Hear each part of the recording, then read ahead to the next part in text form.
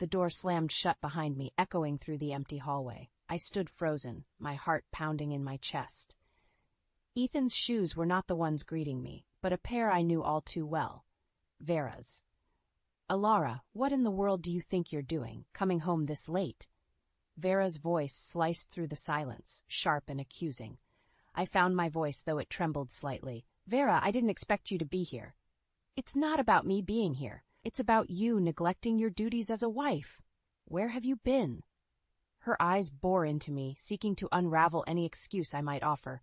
I clutched the book about Miami tighter, feeling the weight of her judgment. This wasn't just about tonight. This was about every silent battle, every unspoken grievance that had built up over months. "Ethan told me he wants a divorce," she continued, her words cutting deeper. "I can't say I blame him. You're hardly the wife we hoped for." I felt a cold resolve settle over me. This was not just a confrontation. It was a declaration of war. My marriage, my life, was slipping through my fingers, controlled by a woman who saw me as nothing more than an inconvenience. I had always been the quiet one, the one who avoided conflict. But as Vera's words echoed in my mind, something within me snapped. No more. I wouldn't be the silent, suffering wife anymore. "Vera, I work too, you know. I'm not just a housewife waiting for Ethan to come home," I said, my voice steady now. "You work? That little office job? You think that's an excuse? You should be here, making this a home, not gallivanting around," she scoffed, her disdain palpable. Her words stung, but I stood my ground. "I have every right to live my life, Vera. I'm not just an extension of Ethan." Her lips curled into a sneer. "You're a disappointment, Alara. A real wife would put her husband and his family first." I took a deep breath, trying to calm the storm inside me. "I won this trip to Miami, Vera. I was planning to give it to my parents, but now—" Her eyes lit up with a mix of surprise and greed. "Miami? Well, that changes things. Ethan and I could use a holiday." The audacity of her words hit me like a physical blow.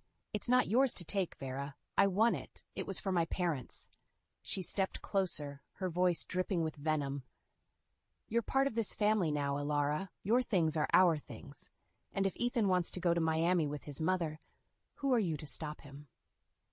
I felt the anger rising in me, a burning flame fueled by months of her belittling and manipulation. "It's my prize, Vera. I decide what happens to it." Her laugh was cold and mocking. "We'll see about that, Alara. We'll see." She turned on her heel and left, leaving me standing alone, my heart racing with a mixture of fear and anger. I knew then that this was just the beginning. I had to fight back, not just for myself, but for the life I wanted, a life free from Vera's shadow. As I lay in bed that night, Ethan's snores a dull backdrop, my mind raced. Our marriage, once a hopeful union, now felt like a trap tightening around me with each passing day. The man beside me, once my partner, now seemed more like a stranger, a puppet dancing to his mother's tune. Morning came, and with it the usual routine. Ethan, always the early riser, was already at the breakfast table when I entered the kitchen. His eyes were glued to his phone, a frown creasing his forehead. "Good morning," I said, my voice neutral. He grunted in response, not looking up. I poured myself a cup of coffee, the silence between us heavy. Finally, he spoke, his eyes still on his phone. "Mom mentioned you want a trip to Miami." I nodded, bracing myself. "Yes, I was planning to give it to my parents." Ethan finally looked up, his expression a mix of annoyance and entitlement. "You should have discussed it with me first. Mom really wants to go." I clenched my fist, fighting the urge to lash out. "Ethan, it's my prize. I wanted to do something nice for my parents." He shrugged, dismissive. "Well, Mom's been feeling down lately, since Dad passed. This trip could really cheer her up." I could feel the anger bubbling inside me. "And what about my parents? Don't they deserve a break?" Ethan's eyes narrowed. "You're being selfish, Alara. Family comes first." "Your family, you mean," I shot back, my patience wearing thin. He stood up, his chair scraping against the floor. "You're my wife, Alara. That makes my family your family." The finality in his voice was a clear message. In his eyes, I was an accessory, an addition to his life, not a partner. I was to fall in line, to play the part he and Vera had scripted for me. The rest of the day passed in a blur. At work, I found myself distracted, the image of Ethan's indifferent face haunting me. I felt trapped, caught in a web woven by Vera and tightened by Ethan. That evening, I returned home to find Vera in my kitchen, cooking. The smell of her stew filled the air, a stark reminder of her constant presence in our lives. "Alara, there you are. I thought I'd make dinner tonight. You must be tired from work," she said, her voice dripping with false concern. I forced a smile, my stomach churning. "That's very thoughtful of you, Vera," she hummed, stirring the pot. "Ethan told me about the Miami trip. It's a shame you won't be joining us." The casualness of her words was like a slap in the face. "I haven't decided yet, Vera." She turned, her eyes cold. "Oh, but you have, dear. Ethan and I will be going. It's settled." The room felt small, suffocating. I wanted to scream, to shout, to reclaim my life from this woman who had insidiously crept into every corner. But I held my tongue, my resolve hardening. Vera and Ethan might think they had won this round, but I was far from defeated. I would find a way to turn the tables, to expose their selfishness and manipulation. As I sat at the dinner table that night, picking at the stew Vera had made, I knew one thing for sure. This wasn't just about a trip to Miami anymore. It was about taking back control, about fighting for my dignity, and I was ready for the battle.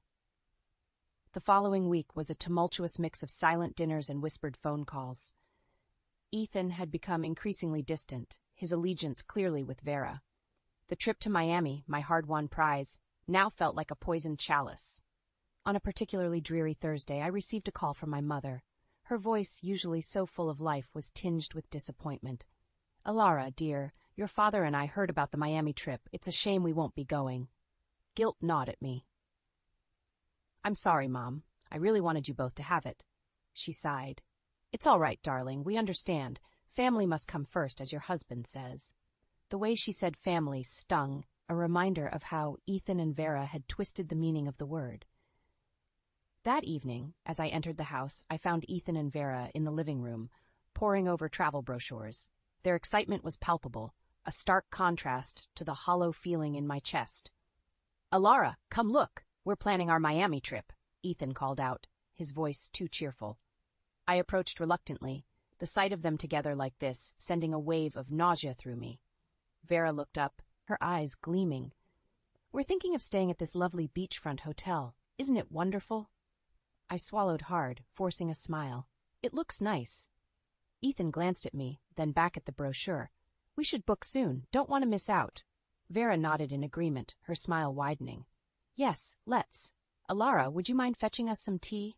The request, so casual yet so commanding, was the last straw. "Actually, I need to talk to you both about the trip." Their attention snapped to me, a flicker of wariness crossing Ethan's face. "The thing is," I began, my voice steady despite the pounding in my chest, "the trip to Miami was supposed to be a gift for my parents. I won it, and I should decide how it's used." Ethan's expression hardened. "Alara, we've been through this. Mom needs this trip." Vera chimed in, her tone patronizing. "Dear, it's just a trip. Your parents will understand." Frustration boiled inside me. "No, you don't understand. This was something special for my parents. You can't just take it away." Ethan stood up, his demeanor shifting from cheerful to menacing. "You're being selfish and unreasonable, Alara. This is family we're talking about." "I am talking about my family." I shot back, my voice rising. Vera tutted, shaking her head. "Ethan, see what I mean? She's not family-oriented, not like us." I looked between them, my heart racing. "You know what? Take the trip, but this is not over." Turning on my heel, I stormed out of the room, their triumphant smirks burning in my memory. As I headed to our bedroom, a plan began to form in my mind. They wanted to play dirty? Well, two could play at that game. This trip to Miami would be a trip they'd never forget. A trip where karma would come calling, and I would be the one to deliver it. I spent the next few days in a state of cold fury, my mind racing with plans for revenge. Ethan and Vera, ensconced in their bubble of self-righteousness, seemed oblivious to the storm brewing. On Saturday morning, as I sipped my coffee, Ethan slid a brochure across the kitchen table. "We've booked the hotel in Miami. It's going to be fantastic." I looked at the glossy pictures of sun-kissed beaches and luxury suites, a bitter taste in my mouth. "I'm sure you'll enjoy it," I said flatly. Ethan frowned, picking up on my tone. "What's your problem, Alara? You should be happy for us." I stared at him, incredulous. "Happy? You're taking a trip meant for my parents, and you want me to be happy?" He leaned back, his expression one of exasperation. "You're making a big deal out of nothing. It's just a trip." "Just a trip?" I echoed, my voice rising. It was a gesture for my parents, Ethan, something special for them. And you and your mother just bulldozed over it. Ethan's patience snapped. Enough, Alara. You're acting like a child. You need to start thinking about what's best for this family. The word family echoed in my ears, twisted and corrupted by his and Vera's selfishness. And what about what's best for me? For my family? I countered. Ethan stood up, his chair scraping loudly against the floor. You're my wife, Alara. Your place is here with me and my mother. If you can't accept that, maybe we shouldn't be married. His words hung in the air, a threat and a challenge all at once. For a moment I felt a pang of fear, of uncertainty, but then a wave of clarity washed over me. Maybe you're right, Ethan, I said quietly, my decision made. Maybe we shouldn't. His eyes widened, taken aback by my response. What are you saying?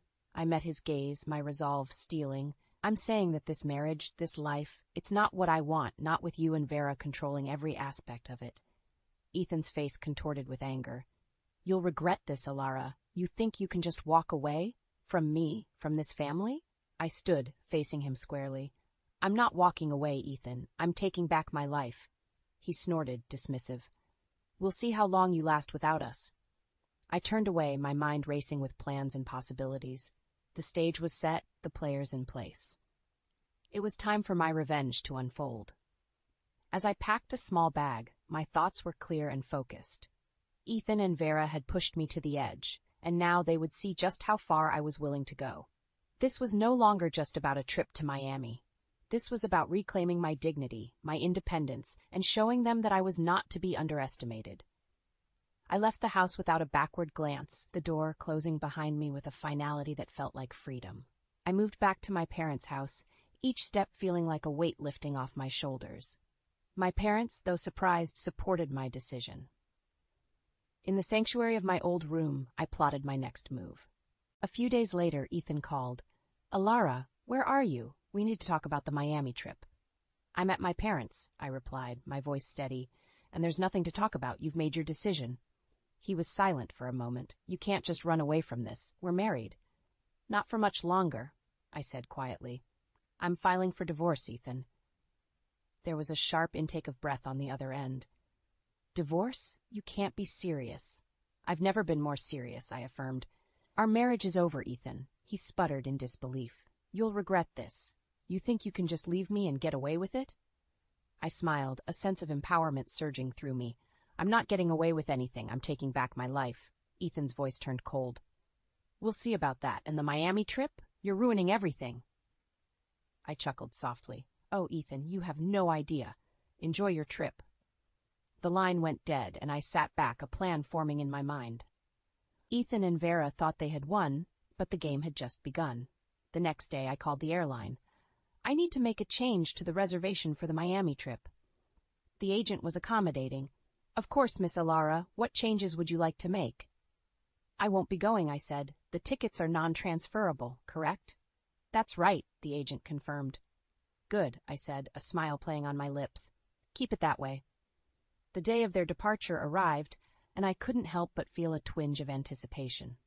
Ethan and Vera, unaware of the surprise awaiting them at the airport, were in for a rude awakening. I received a call from Ethan later that day, his voice frantic. Alara, what the hell did you do? They won't let us board. The tickets are void without you. I feigned innocence. Really? That's strange. I guess you should have read the fine print, Ethan. You did this on purpose, he accused. I shrugged, even though he couldn't see me. You took something that wasn't yours, Ethan. Actions have consequences. His voice was a mix of anger and desperation. This isn't over, Alara. You'll pay for this. I hung up, a sense of satisfaction washing over me. This was just the beginning of their downfall. Ethan and Vera had underestimated me, but they were about to learn just how costly that mistake was.